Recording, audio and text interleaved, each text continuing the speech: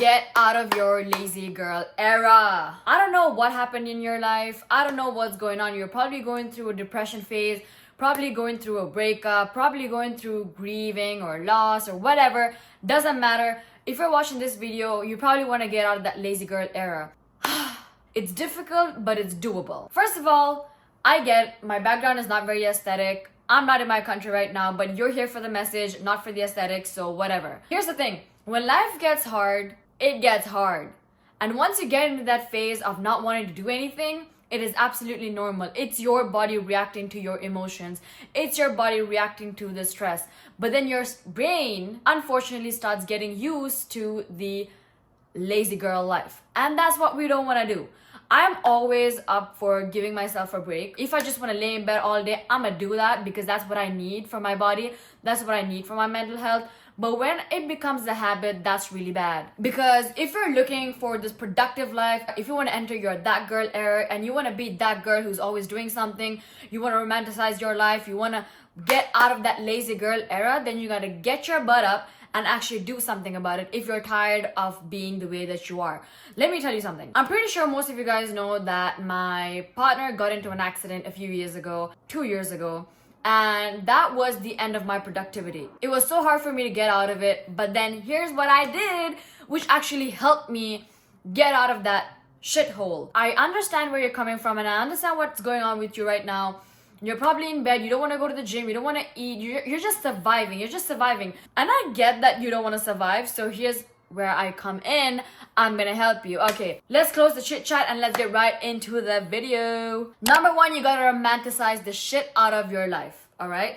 Right now, nothing interesting is going on in your life because all you do is stay in bed or you're probably just living to survive, not living to actually live your life.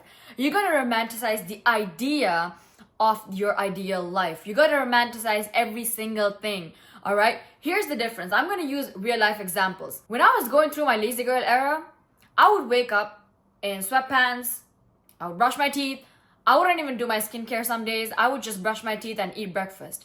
How did I change that? I woke up, I read the Bible, I took a shower in the mornings, and I romanticized the shit out of my morning skincare routine. I would just sit in front of the mirror, say my affirmations. I would not rush. I took my day very slowly. And you know what? I wasn't running late anywhere because I took my day slowly. And I would romanticize the shit out of my breakfast. I romanticized every single thing. And before I got to that point, I really had to romanticize the idea of it. So I probably worked on it for like 2-3 weeks. I would always imagine before I went to bed, I would imagine what the perfect day was for me. I wrote it down on my notes and I was like, okay, this is the perfect day. But there are things that would just make me so freaking tired. Like going to the gym, like it wasn't just at that time when I was in my lazy girl era, I didn't really want to go to the gym, but I knew I had to do it. Instead of actually doing it and forcing myself to do it, I just romanticized the shit out of it, you know? I would imagine myself getting dressed to go to the occasion. I would imagine myself getting dressed just to go and buy milk from the supermarket. I would romanticize me eating my breakfast all alone, watching the sun rise. I would listen to a podcast and eat my breakfast. I would romanticize the shit out of it. So instead of actually doing it, first start romanticizing your perfect morning routine, evening routine, your day, and then actually do it. And once you start doing it, you gotta romanticize every single thing. You gotta be so in love with yourself. You know, you are the main character in your life. So I really got into that role and I just started freaking loving my life. I love doing every single thing because I started romanticizing it instead of looking at it as if it's a chore. You get what I mean? Number two, clean environment. I always say this.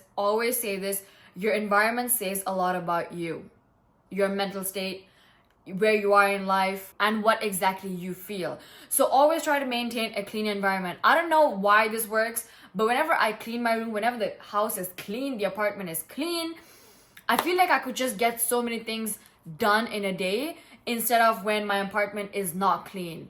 So that is one of the biggest things you have to take care of, a clean environment. Your makeup brushes, your toilet, your bathroom, everything just has to be clean. And honestly, cleaning isn't hard if you do it at the same exact moment. Instead of taking something, for example, mistake of the day, I was meditating in the morning, so I got my AirPods, and after doing my affirmations and listening to a podcast, I placed this on my bed. Where is this supposed to be? Somewhere else. So instead of just placing it on my bed, I should have just put it out there. That's one less thing for me to pick up and clean. So if you just start placing things where they were, from where you took them from, the amount of cleaning you have to do is so much more less. I have noticed whenever I let things pile up, I spend so much more time cleaning instead of actually cleaning it right away. I don't even realize that the house is clean because I've cleaned it already. Most of the time when I'm cooking, I'm a dirty cooker for some reason. I'm a very dirty cooker. I can't cook clean because I'm always multitasking. I have ADHD. I gotta do this. I gotta do that. Plates are everywhere. Spoons are everywhere. But whenever I actually want to get into the role of having a clean environment, I would clean the spatula, I would clean the plates, I would wash everything and then sit down to eat. So that's why I always say your external space mirrors your internal state. So always keep a clean environment. Number 3, get ready every single morning. Just get ready. You're gonna have to force yourself to do this, but just do it. Right now, I'm dressed. I got my makeup on. I did my hair. I'm wearing a cute little dress and I'm absolutely feeling gorgeous. I feel amazing. Yesterday, I was wearing sweatpants and a baggy t-shirt. You know what I did yesterday? Nothing. I did nothing. Today, I filmed 5 videos. I've worked. I'm gonna cook right now after filming this video. I just made this video a priority. That's why I'm keeping all of these other things to later. Just get ready every single morning as if it's your last day on earth. As if the entire world is looking at you. I can't tell you enough how much better you're gonna feel once you start getting ready in the morning. When I started doing this, I felt like it was so forced. I felt like it was just too much. Like I didn't have the energy for it. I'm not going anywhere. Why would I do that? But ever since I started doing that, I don't do it every single day, but I do it most of the time. 80% of the time, I wake up, I do my hair, I do my makeup, I wear a cute dress, and then I start my day. I feel so feminine. I feel so good. Here's the thing.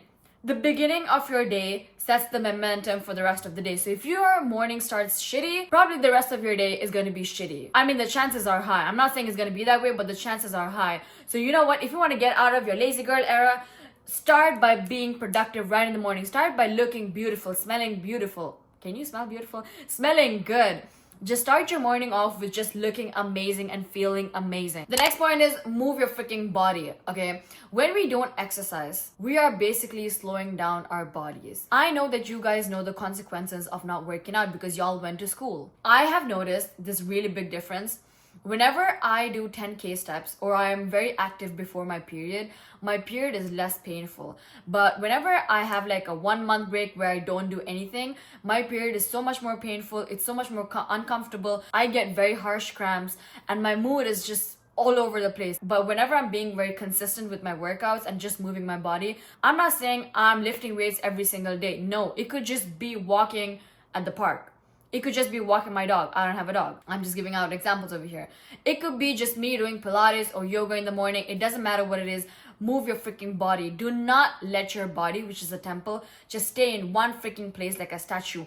Move your body. While you are young, do everything you possibly can with your body. And trust me, there were days that I didn't want to go to the gym. There were days I didn't want to move. I just wanted to stay in my bed, especially when it was cold outside. I don't want to do anything. But I forced myself to do it because after exercising, after working out, after I see the sweat on my face, I feel so good. I feel like I've achieved something and my body feels so much lighter and I go to sleep better. And that helps me a lot to start my next day much more productive and energized. So always move your body. It doesn't matter what you're doing. Dance around the house for 10 minutes. I don't care what you're doing. Just move your body. Use the clean slate rule. That means every single morning is a reset. So if you had one bad day, let it go. It's okay. Everyone has bad days.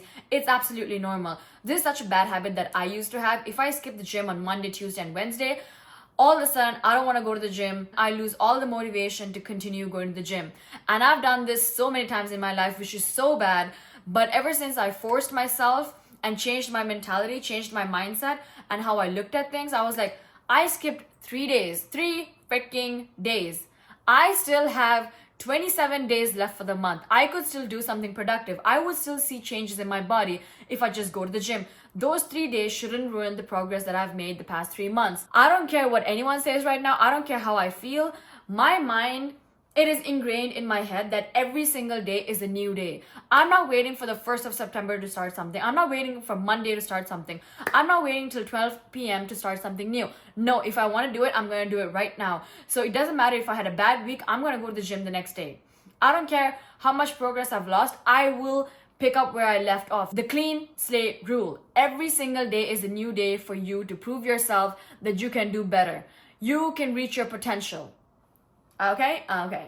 And the last thing I want you to do is get a piece of paper and a pen and write down the ideal version of you. Who is that girl? What does she do? What exactly is she into? I want you to get a piece of paper and just write down, I don't care if it's like a 4-page thing or a 6-page thing or 50 pages, write down exactly what that girl does. When I wanted to change my life, I was like, who do I want to be? Who is the ideal Nimesha? What does she do? How does she behave? How does she dress? What does she do? And I wrote down all of those things. And one of those points was to look prettier. And because at that moment, I didn't feel very pretty. I didn't feel good about myself. And I was like, you know what? What do I have to do in order to feel pretty? I need to get rid of the scars on my face. That means sticking to a good skincare routine and actually being consistent with it instead of changing my skincare routine 1,000 times a year. And in order to look pretty, I had to fix inside, like my organs. I had to fix my body. That means including a lot of vegetables, a balanced diet. So what do I have to do? I have to stop eating takeaway. I have to stop eating all of those shawarmas and McDonald's. I started including smoothies, vegetables, soups that are good for my body, and my skin just started glowing. My skin was just fabulous. And I felt so much better. And I felt prettier because my digestive system just started working. I started taking green smoothies and my digestive system was like, girl, you gotta go to the toilet 5 times a day, which is healthy, by the way. And the last one is affirmations. I know people don't believe it when I say it, but affirmations played a huge role in my life. You just gotta stand near the mirror and just say, you know what, you're beautiful, you got this. You're beautiful. You are hardworking. You can do this. You can get over him. And I literally talked to myself for hours and it always freaking works. You know how much I had to convince myself to actually start a YouTube channel? I think it was like 5 years ago when I started this channel. Whenever I used to brush my teeth, I would stand in front of the mirror and be like, you know what? I got this. I'm gonna be famous on YouTube. I'm gonna do this. I'm gonna go viral. I'm gonna have fans. I'm gonna have supporters who are actually gonna support me. I would say all of those things, and guess what? It actually ended up that way. So affirmations actually work. So yeah, I hope this video helped you guys. I really do hope so. So yeah, I love you guys. Bye bye.